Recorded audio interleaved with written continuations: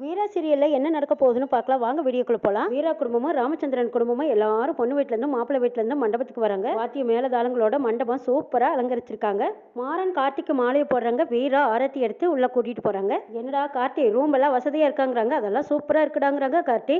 ஆமா உன்னோட ஃப்ரெண்ட்ஸுங்களா எப்பட வர போறாங்க? சொல்லியிருக்கேன் இப்போ வந்துருவாங்கங்கிறாங்க கார்த்தி. என்னடா ஃப்ரெண்ட்ஸுங்களா வந்ததும் பார்ட்டியாங்கிறாங்க. டே அதெல்லாம் ஒன்றும் இல்லடா. ஏய் நீ ஏன்டா இப்படியே இருக்கேங்கிறாங்க. ஏன்டா நான் வீட்டில் இருந்தும்போது நல்லா குளிச்சுட்டு ஃப்ரெஷ்ஷாக தானே வந்தாங்கிறாங்க.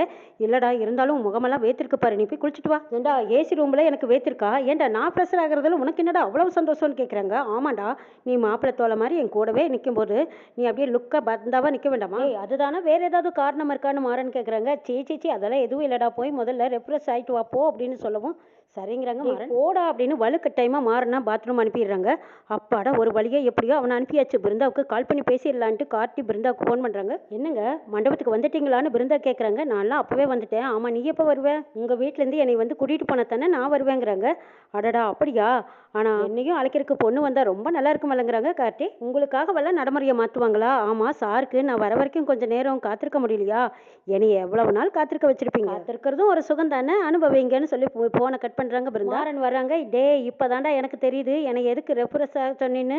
ஏண்டா போன்ல யாருடா? பிருந்தாவா? வலியாதடா வலிதுங்கிறாங்க. மாறன் வெக்கப்பட்டு நிக்கிறாங்க. கார்த்தி ராகவன் ஏதோ ஒரு யோசனையோட இருக்காங்க. அங்க விஜி வர்றாங்க. ஏமாச்சான் நான் கேட்கறேன்னு தப்பா எடுத்துக்காதீங்க. அண்ணன் தம்பிங்க 3 பேர் இருக்கீங்க. ஆனா மூத்த மாப்பிள்ள தானே எல்லாம் பார்த்து செய்யணும். ஒருவேளை இடத்துக்கு ஏற்ற மாதிரி வழக்கத்தை மாத்திக்குவீங்களா? சரி மச்சான் எனக்கு வேலை இருக்கு, நான் அதை போய் பாக்குறேன்னு சொல்லிட்டு அந்த பக்கம் கண்மணி வரவும் விஜய் அந்த பக்கம் போயிடுறாங்க. என்னது இவ டப்புன்னு இப்படி சொல்லிட்டு போயிட்டாலே. எங்க பாத்துக்கோங்க, நேத்து வந்து இவெல்லாம் நம்மள கேவலமா பேசுறான். இதுதான் நம்ம நிலைமை அப்படின்னு குத்தி காட்டி பேசுறாங்க கண்மணி. டே கார்த்தி முகத்துல ரொம்ப வலிதுடா, இதே மாதிரி கடைசி வரைக்கும் லவ்வோடவே இரு அப்படின்னு சொல்லிட்டு இருக்கும்போது ராகவன் உள்ள வராங்க. டே ராகவா நீ மண்டபத்திலேயே இரு, நாங்க போய் பொண்ணு அழைச்சிட்டு வரோங்கிறாங்க. மாறன் ஏண்டா நான் வரக்கூடாதா? நானும் தான் வருவேன்னு சொல்றாங்க. ராகவன் சரி வா, இவனை யாராவது கடத்திக்கிட்டா போறாங்க, நம்ம போலாங்கிறாங்க. மாறன் டே மாறா எனக்கு ஒரு ஹெல்ப் பண்ணு, பொண்ணு அழைக்கிறதுக்கு நானும் வரேன்டா. தனியா இங்க இருந்து என்னடா பண்ண போற? நானும் உங்களோட வரேங்கிறாங்க. கார்த்தி மாப்பிள்ள போய் பொண்ணு அழைக்கிறதெல்லாம் இது வழக்கத்திலே இல்லைங்கிறாங்க. மாறன் அப்பா ஒத்துக்கவே மாட்டாங்க. காதலிக்கிறது ஒரு சுகம்னா காதலிக்காக காத்திருக்கிறது ஒரு சுகம் தாண்டா. காத்துருடா நாங்க போய் பொண்ணு அழைச்சிக்கிட்டு வரோன்னு சொல்லிட்டு மாறன் ராகவன் அங்க இருந்து கிளம்புறாங்க. சே இவனெல்லாம் இவங்கிட்ட போய் சொன்ன பாரு, இவனெல்லாம் எனக்கு ஒரு தம்பியா அப்படின்னு கவலையோட கொண்டிருக்காங்க. எல்லாரும் பிருந்தா வீட்டுக்கு போயிருக்காங்க. அங்க விஜய் சொல்றாங்க நான் தான் கல்யாண பொண்ணுக்கு தோழி, நான் தான் போய் அவளை அழைச்சிட்டு வருவேங்கிறாங்க. போடியம்மா போ, நீயே போய் அழைச்சிக்கிட்டு வாங்குறாங்க. வள்ளி அடியே பிருந்தா என்னடி மச்சான் மாமா எல்லாரும் வெளியில வந்திருக்காங்க, நீ என்ன எட்டியே பார்க்காம இருக்கேன்னு விஜய் கேட்கவும் எனக்கு ஒரு மாதிரியா வெக்கமா இருக்குதுங்கிறாங்க. பிருந்தா ஆத்தி நாளைக்கு கல்யாணம் முடிச்சுக்கு போறவளுக்கு இன்னைக்கு வெக்கமாமே வெக்கம் நானும் நம்பிட்டேங்கிறாங்க. அட போங்கக்கான்னு பிருந்தா வெக்கப்படவும் மச்சானை கட்டிக்க நீ கொடுத்து வச்சவதான். சரி வா உன்னை எல்லாரும் கூப்பிடுறாங்க, போலாம் வான்னு கூப்பிடுறாங்க. கூட்டிட்டு போறாங்க. வாமா பிருந்தா நேத்து வரைக்கும் காலேஜ் படிச்சுட்டு இருக்கும்போது சின்ன பொண்ணா தெரிஞ்ச, இன்னைக்கு கல்யாணம்னு வரும்போது பெரிய பொண்ணா தெரியுறீங்கிறாங்க ராமச்சந்திரன். உன் முகத்துல கல்யாண கலை வந்துருச்சுங்கிறாங்க. அட போங்க மாமா அப்படின்னு வெக்கப்படுறாங்க. பிருந்தா வள்ளி பிருந்தாவுக்கு நலங்கு வச்சு விடுங்க, ஆரம்பிச்சு வைங்க அப்படின்னு சொல்லவும் வள்ளி தான் ஆரம்பிக்கிறாங்க. அண்ணா சீரெல்லாம் உன் கையால நீயே கொடுங்க. ராமச்சந்திரன் எடுத்து கொடுக்குறாங்க. வீரா மாறன் கண்மணி ராகவன் இவங்க எல்லாருமா சேர்ந்து லட்சுமி பிருந்தா நீங்க 2 பேரும் சேர்ந்தாப்புல வாங்கிக்கோங்கன்னு வாங்கிக்கிறாங்க. வீரா பிருந்தாவுக்கு 10 நிமிஷத்துல புடவையை மாட்டி கூட்டிட்டு வா, நல்ல நேரத்துல மண்டபத்துக்கு போகணுமல்லங்கிறாங்க. வள்ளி எல்லா பொண்ணுங்க மாதிரி புடவை கட்டுறதுக்கும் நகை போடுறதுக்கெல்லாம் ரொம்ப டைம் எடுத்துக்க மாட்டாங்க. வீரா அதுல கூட மின்னல் மாதிரி வெகு வேகமா சீக்கிரமா கிளம்பி வருவாங்கிறாங்க. மாறன் அப்பா மச்சான் பொண்டாட்டிய எந்த இடத்துலயும் விட்டு கொடுக்க மாட்டீங்க போல இருக்குன்னு கேக்குறாங்க. விஜய் என்ன செய்யறது, நானும் விட்டு கொடுக்காம தான் பேசிட்டு இருக்கேன், ஆனா அவதான் மனசே இறங்க மாட்டேங்கிறாளேன்னு மனசுக்குள்ள வருத்தப்படுறாங்க. மாறன் அண்ணன் போட்டோவுக்கு விளக்கேத்தி சாமி கும்பிடுன்னு ரெடியாகி வந்து வீரா சொல்லவும் பிருந்தா சாமி கும்பிட்டு இருக்காங்க. அப்ப கண்மணி நினைக்கிறாங்க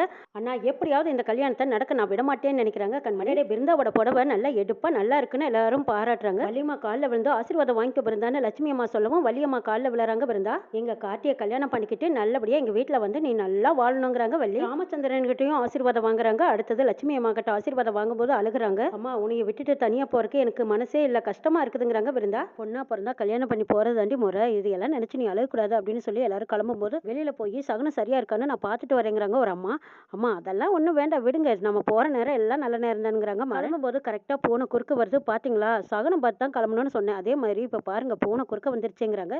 அட அதெல்லாம் பெருசா எடுத்துக்காதீங்க, பூனை அதனோட ஜோடியை தேடி போகுது, நம்ம ஜோடி சேர்த்து வைக்க போறோம், அது நல்லதுதான் வாங்கன்னு கூப்பிடுறாங்க. மாறன் ஒரு நிமிஷம் இருங்கன்னு சொல்லி லட்சுமி அம்மா போய் தண்ணி கொண்டு வந்து பிருந்தா கிட்ட கொடுக்குறாங்க. பிருந்தா தண்ணியை வாங்கி குடிச்சிட்டு கிளம்புறாங்க. சித்தி நான் பிருந்தா கூட தான் வருவேன், புடவை மாத்த கூட எனக்கு போக வேண்டாம்னு சொல்லிட்டீங்க, ஆனா நான் பிருந்தாவோட தோழியா எப்பவும் அவ கூடவே தான் இருப்பேன், இந்த கல்யாணம் முடி வரைக்கும் நான் தான் மணப்பெண் தோழியா இருப்பேங்கிறாங்க. சரிடி, ஆனா அவகிட்ட பேசி பேசி அவ காதுல ரத்தம் வர வச்சிடாதீங்கிறாங்க. வள்ளி பிருந்தாவை மண்டபத்துக்கு கூட்டிட்டு வந்திருக்காங்க. அங்க கார்த்தி வாசல்லையே காத்துட்டு இருக்காங்க. டே பொண்ணு வரும்போது நீ பார்க்க கூடாது, உள்ள போடாங்கிறாங்க. மாறன் யாருடா இவன், ஏன்டா நான் கட்டிக்க போறவள நான் பார்க்காம யாருடா பாப்பா, நான் பார்ப்பேங்கிறாங்க கார்த்தி. வள்ளி வந்ததும் மாறன் மச்சான் எங்க, கார்த்தி மச்சான் இங்க நின்னாரே காணுமேன்னு கேக்குறாங்க.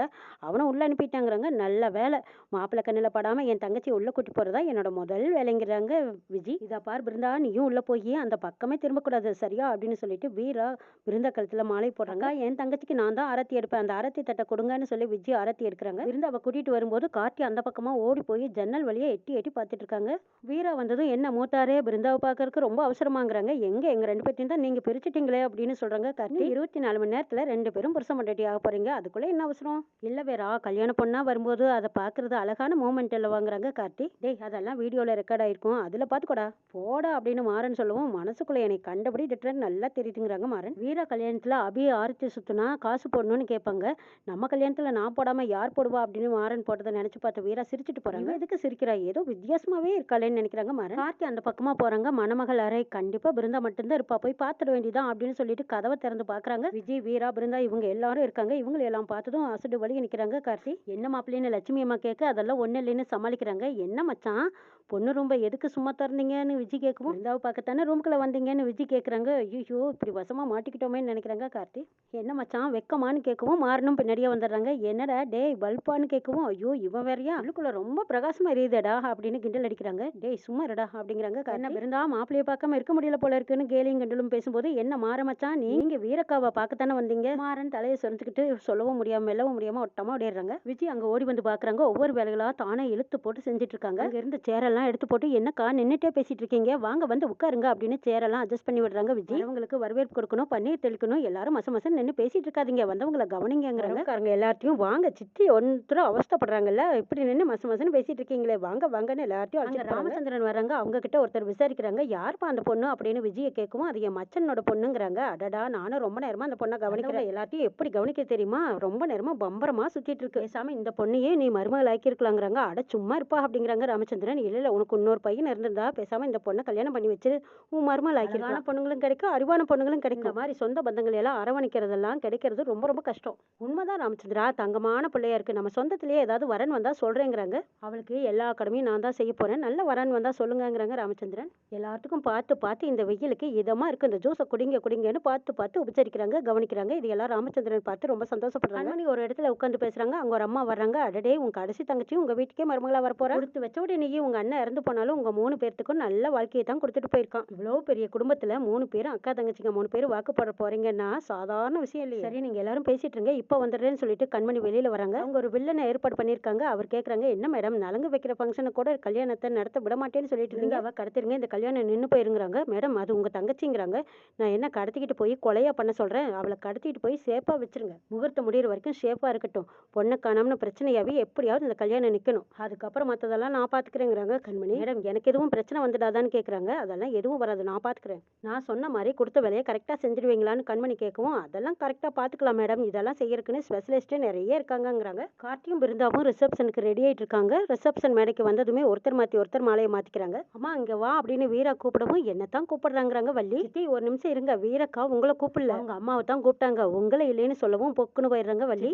வார்த்தைக்கு அம்மான்னு சொல்றவங்க எல்லாம் சொந்த அம்மா ஆயிடுவாங்களா, என்ன இருந்தாலும் அந்த லட்சுமி அம்மா தானே அவங்க சொந்த அம்மா, அவங்களுக்கு கொடுக்குற உரிமையும் பாசத்தையும் நீங்க எதிர்பார்க்க முடியாத லட்சத்தி, என்னதான் இருந்தாலும் அவங்க வேற நீங்க வேற இல்லவா, அப்படியெல்லாம் இல்ல விஜய், வீராவுக்கு நானும் அம்மா தான், அம்மா மாதிரி தான் என்னையும் கூப்பிடுவாங்கிறாங்க. என்ன இருந்தாலும் அம்மாவுக்கும் அத்தியோட அம்மாவுக்கும் வித்தியாசம் இருக்கு லட்சத்தி. அதுக்கப்புறமா வள்ளியம்மா வாங்க நீங்க வாங்க அப்படின்னு வீரா கூப்பிடவும், இல்ல வீரா பரவாயில்ல நான் வரல அப்படிங்கிறாங்க வள்ளி. எல்லாரும் கூப்பிடுறாங்கல்ல போன ராமச்சந்திரன் சொன்னதுக்கு அப்புறமா தயங்கி தயங்கி போறாங்க வள்ளி. பொண்ணுக்கும் மாப்பிள்ளைக்கும் வள்ளி நலங்கு வச்சு ஆசீர்வாதம் பண்றாங்க. அடுத்தது கண்மணியை தேடுறாங்க. கண்மணி பின்னாடியே நிக்கிறாங்க. ஏ கண்மணி நீ வா அப்படின்னு கூப்பிடுறாங்க வீரா. கண்மணியும் நலங்கு வச்சுட்டு ஆசீர்வாதம் பண்ணும்போது இந்த கல்யாணம் நடக்காது அப்படின்னு மனசுக்குள்ள நினைச்சுக்கிட்டே வில்லத்தனமா சிரிக்கிறாங்க. அதையும் மீறி நடக்கவும் நான் விட மாட்டேன்னு ஆசீர்வாதம் பண்ணிக்கிட்டு இருக்காங்க கண்மணி.